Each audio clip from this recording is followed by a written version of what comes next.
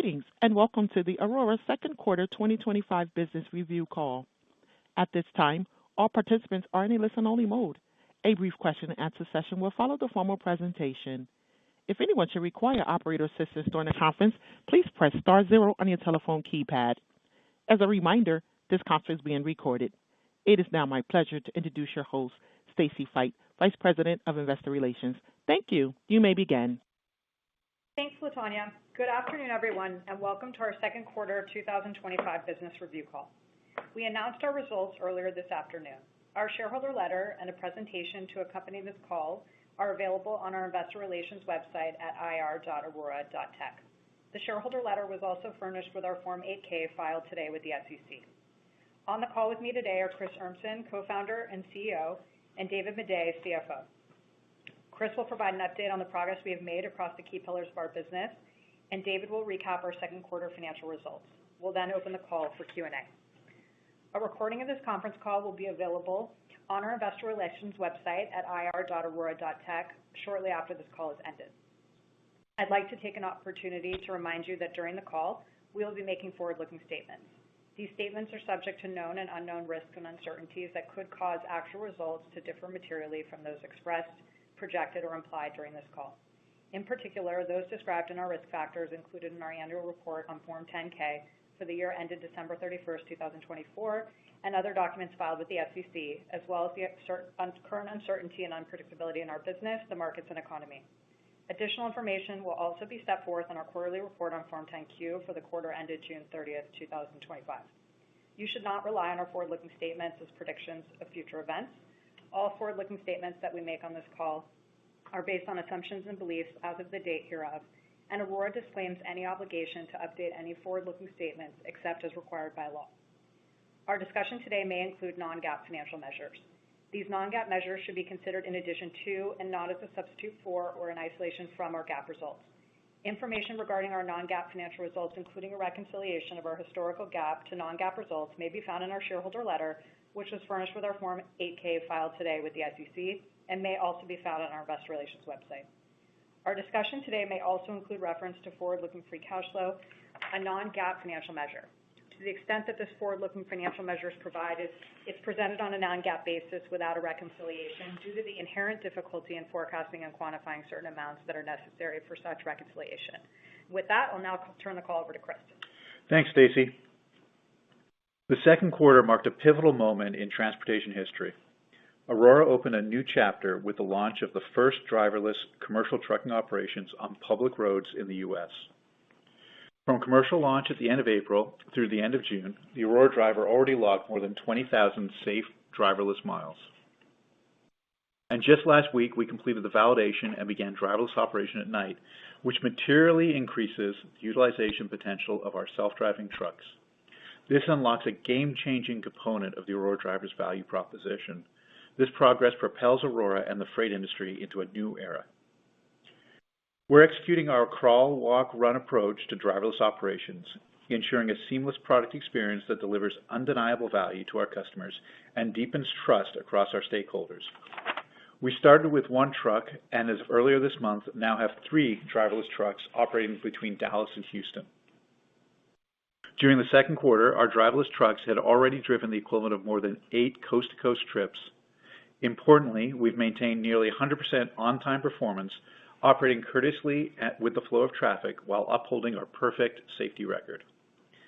And while we added a front seat observer at the request of a partner, given certain prototype parts in their base vehicle, it's crucial to note that the Aurora Driver remains fully responsible for all driving tasks, with no interventions needed. This performance continues to prove the advanced capabilities and safety of the Aurora Driver. To provide a window into this progress, we'll be showcasing the Aurora Driver in action during this initial phase of our operations via Aurora Driver Live. You can access the live stream via the link on page 4 of our presentation or via the Live tab on our YouTube channel at Aurora Driver. There you'll see our driverless trucks traversing the route between Dallas and Houston, demonstrating the safety, reliability, and growing maturity of the Aurora Driver. This special series builds on our commitment to industry-leading transparency, offering a first-of-its-kind glimpse into the future of freight transportation. As we continue to prove the promise of the Aurora Driver, we're now focused on increasing customer value to become an essential partner in the freight industry. With validation of night driverless operations just 3 months after launch, we're now operating driverless trucks day and night. This more than doubles truck utilization potential.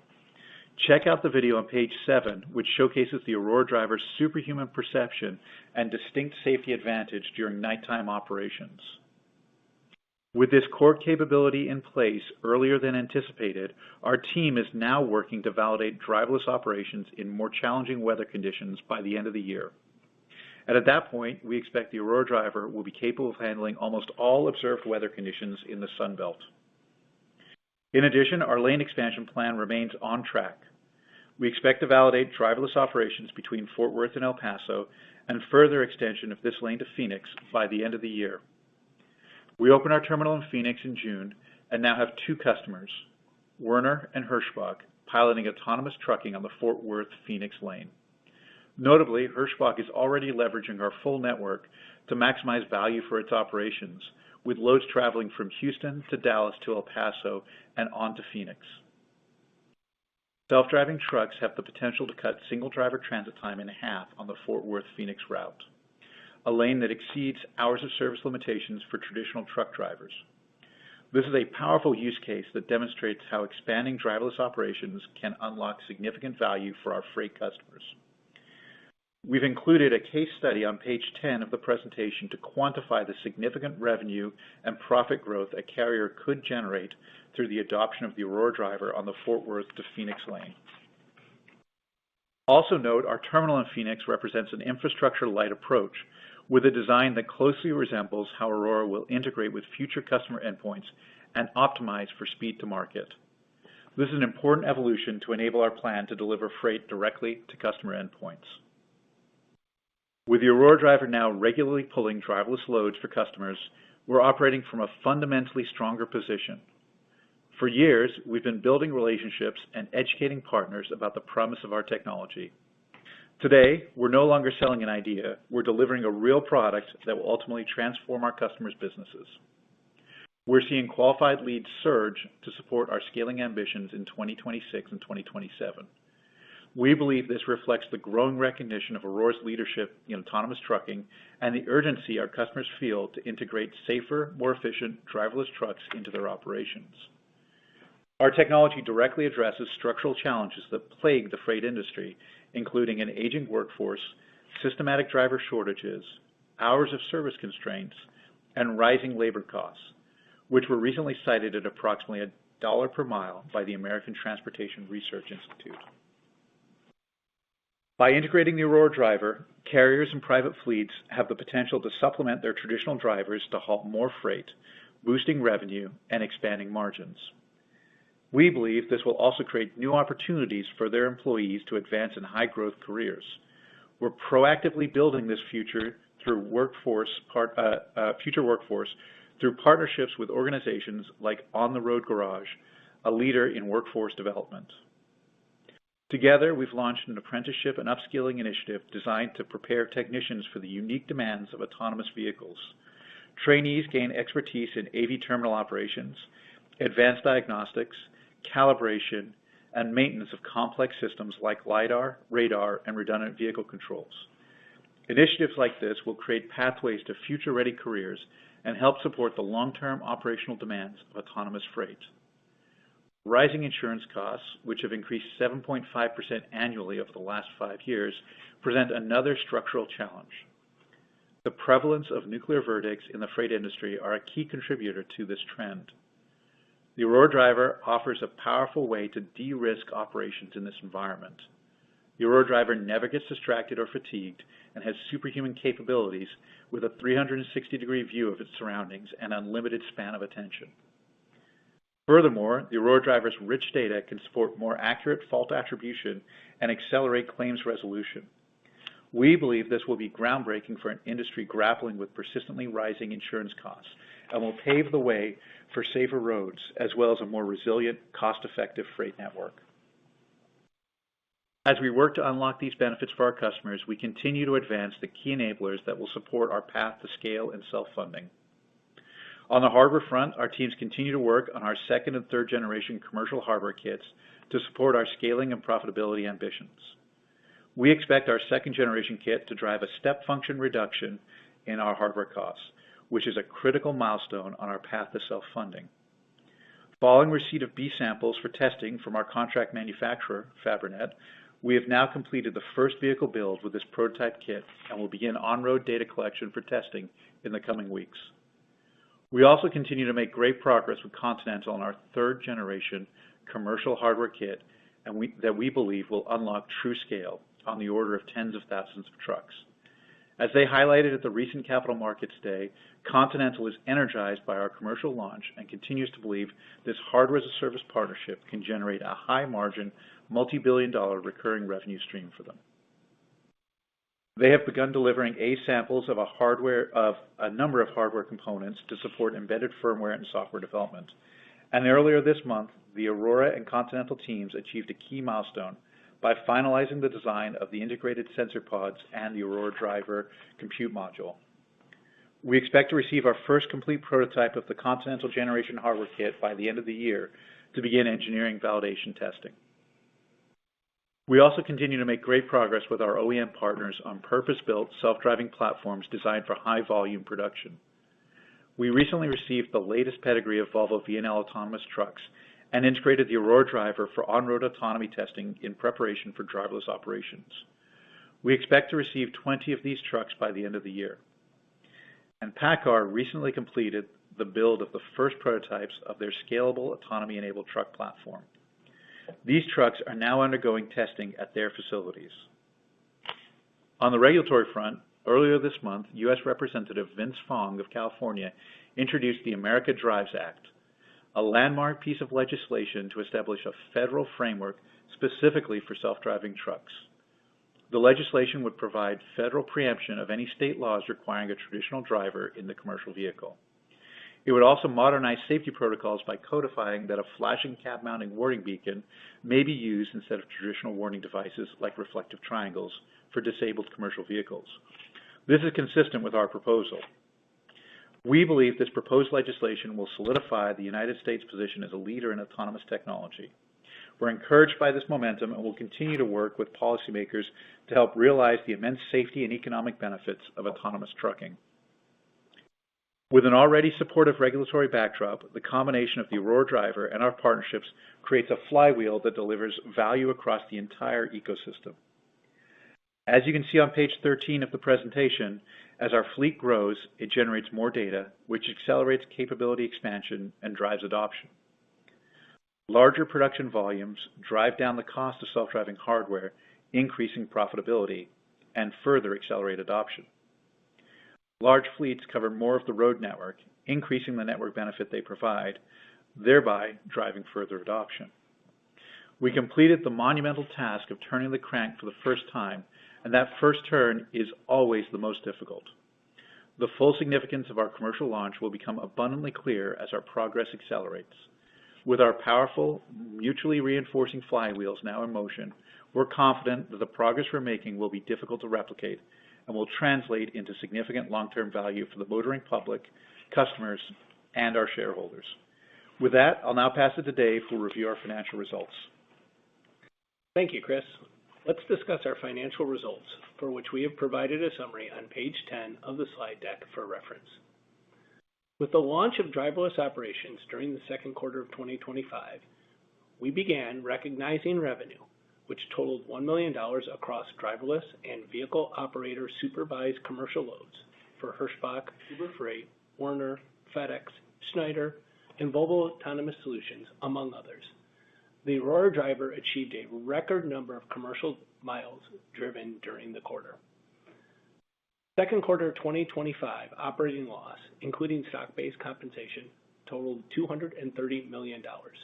Excluding stock-based comp of $55 million, R&D totaled $146 million, SG&A was $25 million, and cost of revenue was $5 million. We used approximately $144 million in operating cash during the second quarter. Capital expenditures totaled $7 million. This cash spend was meaningfully below our externally communicated target, reflecting continued strong fiscal discipline. During the second quarter, we issued 57 million shares of Class A common stock through our at-the-market program for net proceeds of $331 million. We used $44 million of the net proceeds to fund the tax liability associated with the vesting of our employees' restricted stock units during the second quarter. In turn, we ended the second quarter with a very strong balance sheet, including increased liquidity of $1.3 billion in cash and short-term investments. With this additional capital, as well as efficiencies we found in the business and cash preservation decisions we have made, we now expect this liquidity to fund our operations into the second quarter of 2027. In our continued opportunistic approach to fundraising, we are expanding our at-the-market program as it has proven to be an effective and efficient mechanism. The additional capacity can support future fundraising as well as funding of tax liabilities associated with the vesting of our employee RSUs over time. For the remainder of 2025, we continue to expect quarterly cash use of $175 to $185 million on average. This reflects an increase in capital expenditures and continued development of our new hardware programs as we prepare to scale our business. For the balance of the year, we will continue to focus on expanding our driverless operations as well as key cost reduction levers to support achieving our initial scaling and profitability ambitions. With that, we'll now open the call to Q&A. Thank you. We will now conduct a question and answer session. If you would like to ask a question, please press star one on your telephone keypad. A confirmation tone will indicate your line is in a question queue. You may press star two to remove yourself from the queue. For participants using speaker equipment, it may be necessary to pick up your handset before pressing the star keys. Once again, that's star one to ask a question at this time. One moment while we poll for questions.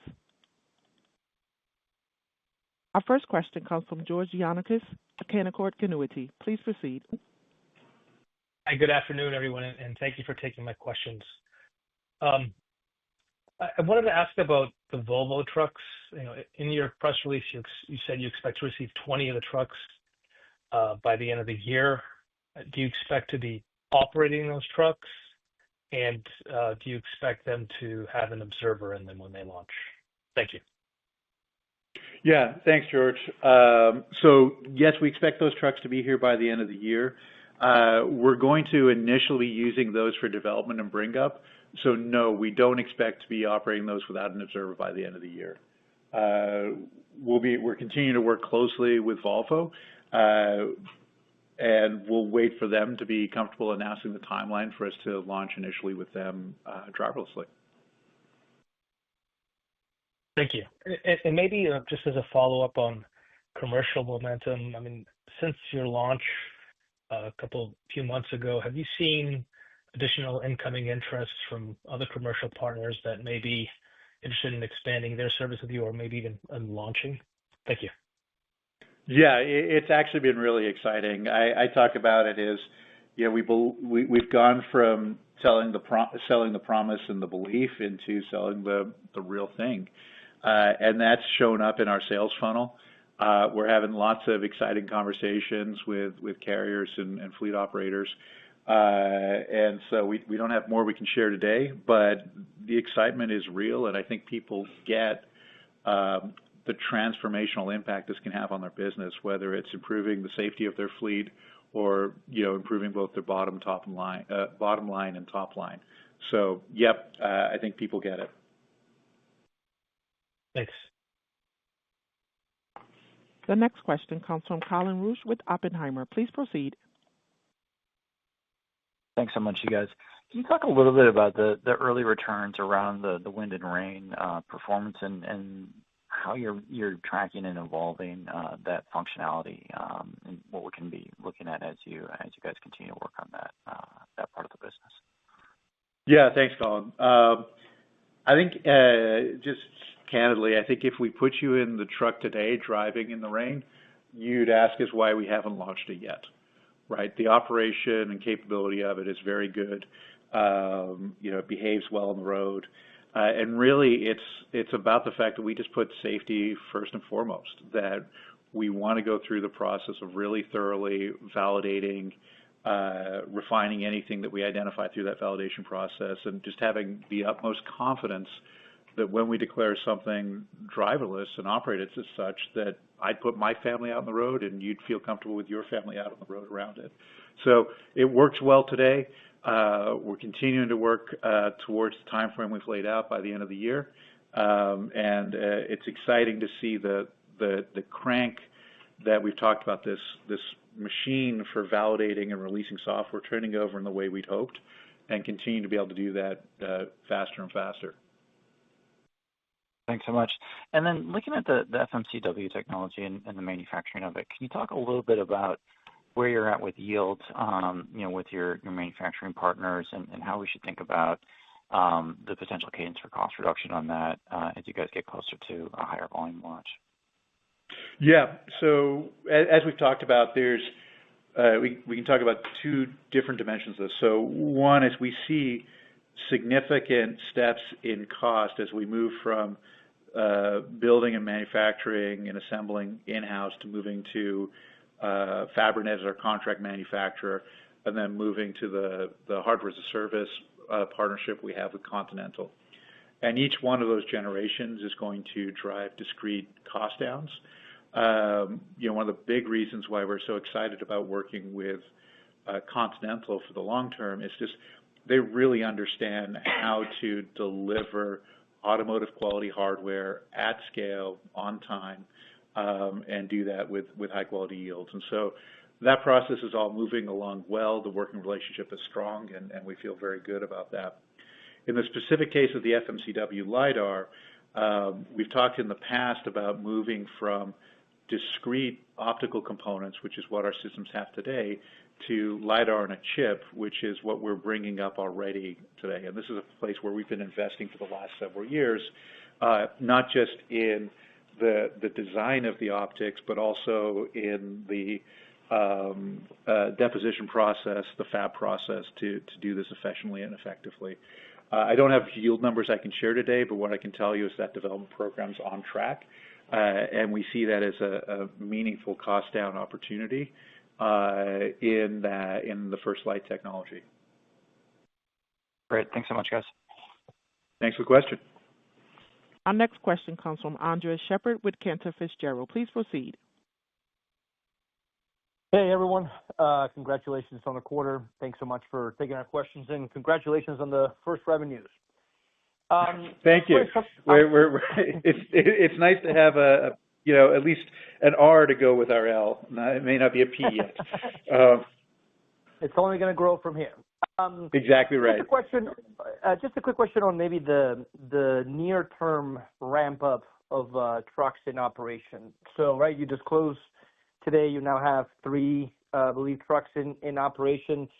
As we get closer to year-end and towards the tens of trucks, just curious if you can give us a sense of how you're thinking about that ramp up in terms of vehicles operational in maybe Q3 and Q4. Yeah. Any color or direction there will be. Thanks. Yeah, we continue to follow our crawl, walk, run model, and right now, just given the fleet size that we have, we're balancing the growth of driverless operations with the bandwidth for development and testing that we want to really unlock the capabilities that enable the expansion across the Sun Belt next year. And so, as we said, really this year is primarily focused on that capability expansion and unlock, proving out the process for releasing software rapidly as we believe we're starting to, and making sure we're set up for scale next year. So it's really going to be driven by, how do we maximize the probability of success on that capability expansion point, while continue to build and grow traction with our customers. I don't know, Dave, if there's more you'd add to that. No, I think that's right. The only other thing I'd say, Andres, is we're gonna measure and try to report and think about our success of driving more in terms of mileage than it is in trucks, because one of the things that we can do is, obviously, as we can operate now day and night on driverless, we can take one truck and operate it on multiple runs throughout a day. So for us, we want to build the mileage, we want to build the proof points, and again, 2025 is all about delivering the technology promise. So for us, success is being able to operate in almost all conditions that you'd see at the Sun Belt and demonstrate that we are able to do that effectively. Got it. That's super helpful. I appreciate you both. Super helpful. And maybe just a quick follow-up. I wanted to go back to the rain and heavy wind preparations, which is encouraging to hear that you feel comfortable enough that the vehicle could already do that today. Without maybe getting too technical, but just curious, like what lessons, what differences, rain and heavy wind, like what lessons you have learned from that. And ultimately what I'm getting at is this is maybe where the case of LiDAR becomes much more superior than non-LiDAR. So just any color there, any lessons learned? I mean, what was that process like? What is that process like? And any progress that you can share? Thanks. Yeah. Like I said, it's not that I just want to be careful. We are not ready to launch in rain today, but I think as someone riding in the truck, you would wonder why, right? Because if you got in the truck today, it would behave very similarly to the way that it does in the daylight or at night, in that it would be super boring and just kind of drive down the road and work. Areas where we expect are probably the kind of the most challenging things to both validate and ensure we're getting the performance. Particular things like the same places that we've talked about in the past with daytime driving. So, pedestrians lying in the road, right? It turns out that doesn't happen very often. In fact, I don't think I've ever seen one in my driving lifetime. But if it does, we want to make sure we handle it well and appropriately. And that was one of the last capabilities that we were able to get to go with in daytime and incrementally more challenging at night. And then you can imagine with rain, it's incrementally more challenging again. You're right that when we operate in more challenging environments, whether it's in the rain or whether it's in dust, that having a complementary set of sensors is very powerful because they can each see through different conditions. They each give different kinds of data. And we believe that's really an important aspect of building a robust and safe system. And again, we're not really interested in building a thing that we can give a demo in. We're building a technology that ultimately will transform freight and transportation. And that means it needs to work. It needs to be able to turn your back, trust it. And that's where the bar we're holding to for the driverless releases that we're putting out today. Excellent. That's super helpful. Really appreciate it. Thank you so much. Congrats again. We'll pass it on. Thank you. Thanks. The next question comes from Ravi Shankar with Morgan Stanley. Please proceed. Hi, everyone. Thanks for taking the question. This is Nancy Hipp on for Ravi Shankar. It would be helpful to hear about other catalysts set for the third quarter and back half of the year, specifically the timing of that second route and next major milestones on your partnerships with both Volvo and PACCAR. Yeah, and I don't think we're going to provide more resolution than we have already.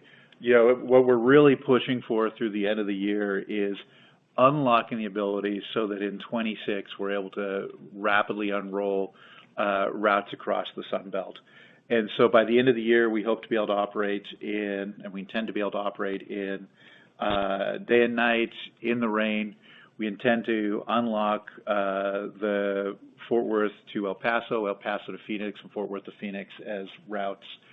To do that, there's some discrete capabilities that we know we need. We've talked in the past about the Custom Border Patrol station that's between El Paso and Fort Worth.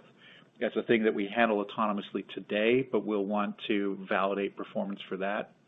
And then there's kind of surprising little things that are really from learning from our experience with customers. So, for example, for those of you who aren't deeply familiar in the freight space, there's a thing called a super single tire. And what that is where instead of putting two tires in tandem on an axle, you put one larger one that has various trade-offs in economics and fuel efficiency and whatnot. And it turns out that we didn't really understand prior to launch that for some of our customers that was important. We'd asked them, and in fact they said it wasn't really. But as we've been beginning to operate driverlessly, we found out that it actually is more important. And so part of what we'll be doing in the near future is finalizing the validation for what happens when we're running super single tires and making sure in the case of a blowout or puncture that we can detect and respond to that appropriately. And so it's great to be able to kind of both have a clear roadmap for where we're going, and then because we have vehicles in operation, we're able to get feedback from them, from customers, and kind of tune the near-term milestones so that we maximally meet the value for them. That's all really helpful. Thank you. And then if I could squeeze in one more question, it'd be helpful if you could give us a little bit of insight into your relationship with Uber, post their debt offering against your stake and some of their other autonomous bets. How critical are they to deployment?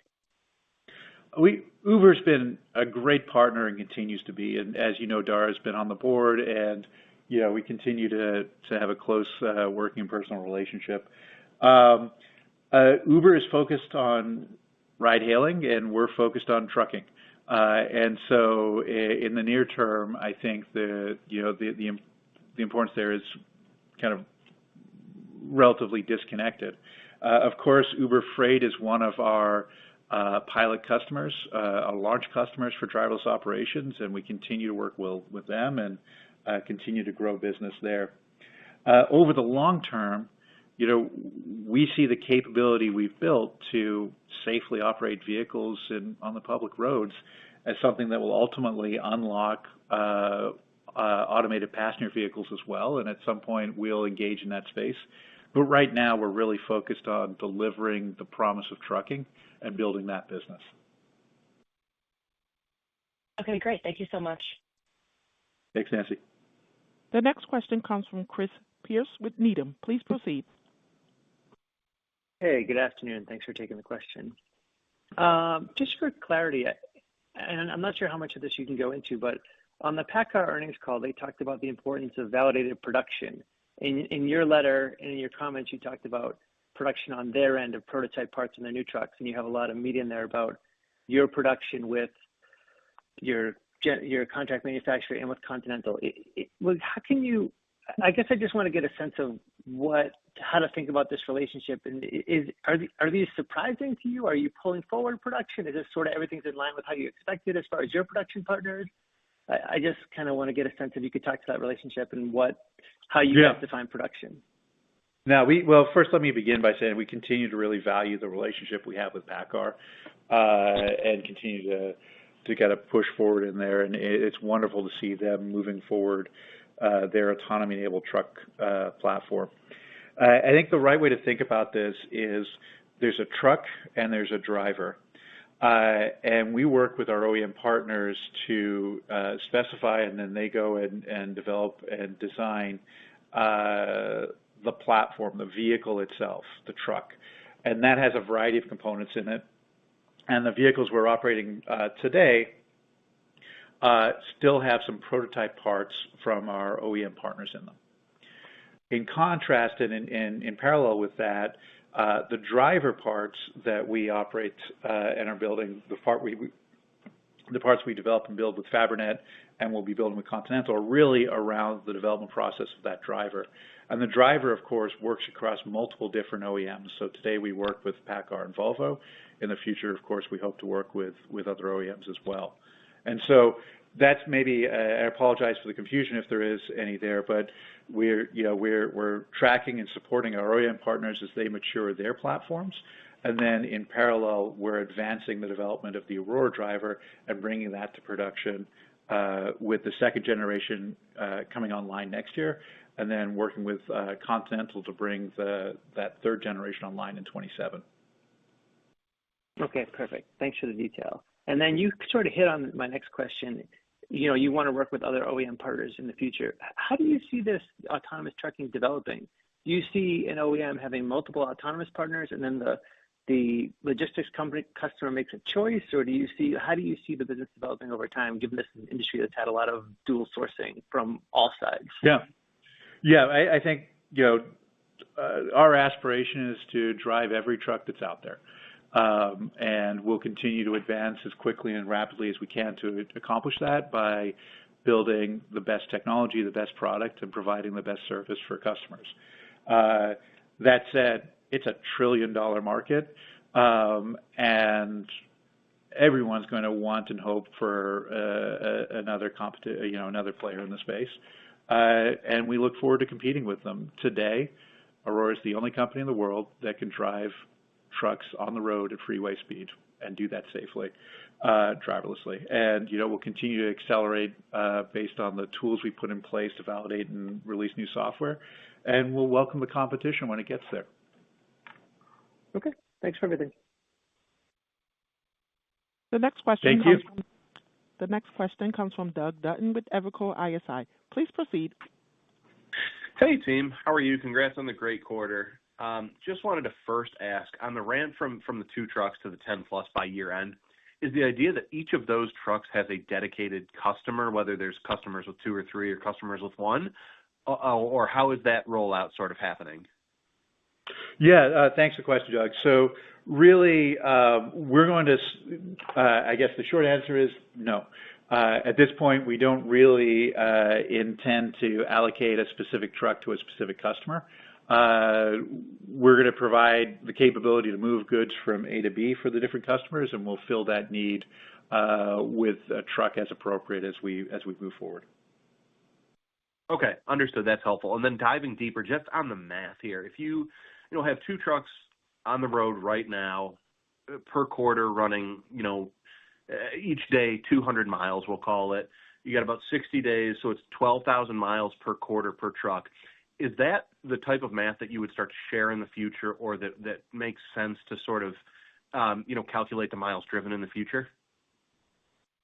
Yeah, I think it's Dave, Doug. Good to hear from you. I think, generally, if you were talking about an individual lane, that's right. We kind of think about it a little bit differently. So if you think about it this way, daytime had like an 8-hour restriction, and we can't drive in rain, so you're able to operate in a certain percentage of time. And for us, when the time was available and it wasn't raining, we do a round trip, which was like 400 miles for a truck. As we unlock nighttime, then you can kind of double that. As you go to longer lanes, you can go even further.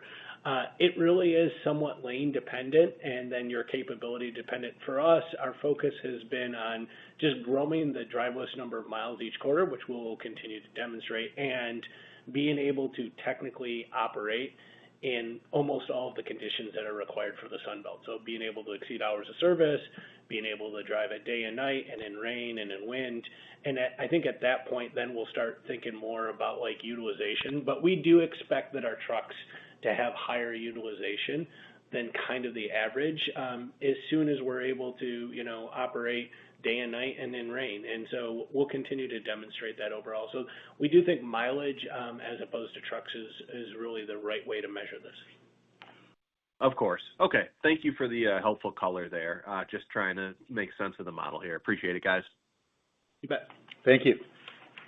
The next question comes from Mark Delaney with Goldman Sachs. Please proceed. Hi, team. You have Aman Gupta for Mark Delaney.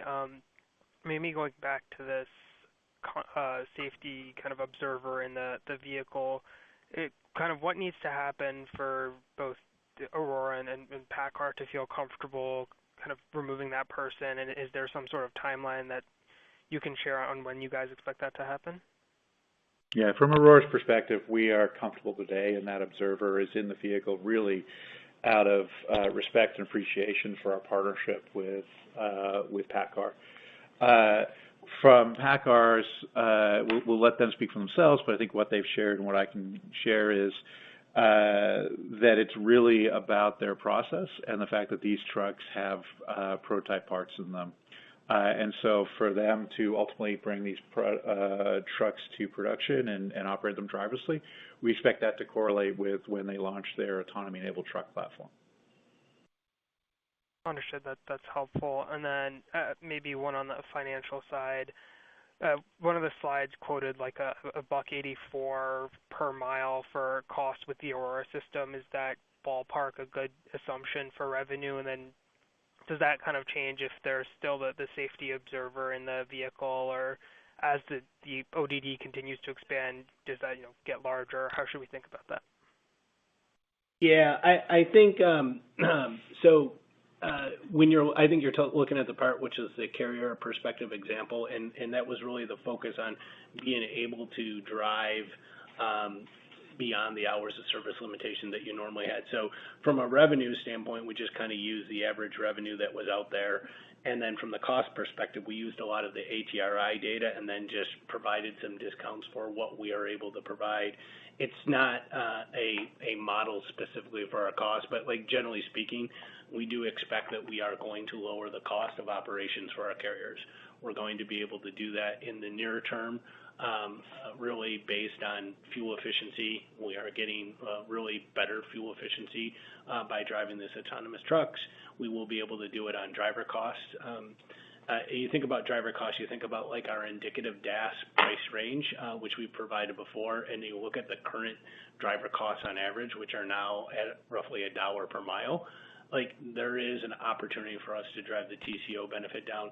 But the other most important thing is it's the utilization. So it's the revenue side as well. You're able to take a truck and generate more revenue on a daily and on an annual basis. So it's just a way to think about how to predict it. I don't know that I would go and take those specific numbers and put them into a model because that's very specific to an individual lane. And just around the part around the observer on board, right? This is both a temporary element and the cost for us in practice is de minimis, right? That we're running a small number of trucks. It is what it is, and it's just not that big a deal. It has no impact on our roadmap or plans for growth or anything. Understood. Thank you for the call. Cool. The next question comes from Scott Group with Wolfe Research. Please proceed. Hey guys, this is Cole on for Scott. It's good to see progress with the next generation of hardware in the press release. Is there any way to frame up how we're progressing relative to your original expectations, either from the Fabrinet perspective or the Continental generation? Yeah, I guess at the high order that we haven't shifted our expectations, right? I think we've been fairly consistent about talking about that second generation of hardware coming online in 26 and the Continental generation, the third generation hardware as a service components coming online in 27. We're literally working with these systems on a daily basis. The fact we have the samples from Fabrinet in a truck and we're in the process of bring up and validation there is really exciting and kind of aligned with what we would hope. And then, the partnership with Continental is just moving forward. We've got through the norming and forming, and we're solidly into the storming phase of that partnership. Okay, that's helpful. And maybe just on the prototype trucks that you've called out, which hardware generation is going to go into those, and maybe expand on how you see that actually playing out over the next 12 months? I'm sorry, I don't know that I followed the question. I apologize. So with the prototype trucks that your OEM partners are delivering, is this going to be the Fabrinet hardware going into it? Is it going to be, what hardware is actually going to be in those trucks? Yeah, depending on exactly when and which truck, some of it will be our existing first generation hardware, which we're using to do kind of bring up and validation of the interface. Some of it will be with the second generation hardware, and some will ultimately have components or kits from the third generation hardware set.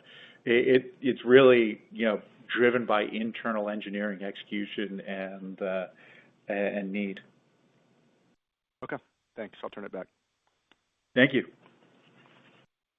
Thank you. Ladies and gentlemen, at this time, this does conclude today's teleconference. You may disconnect your lines at this time. Thank you for your participation and have a great day.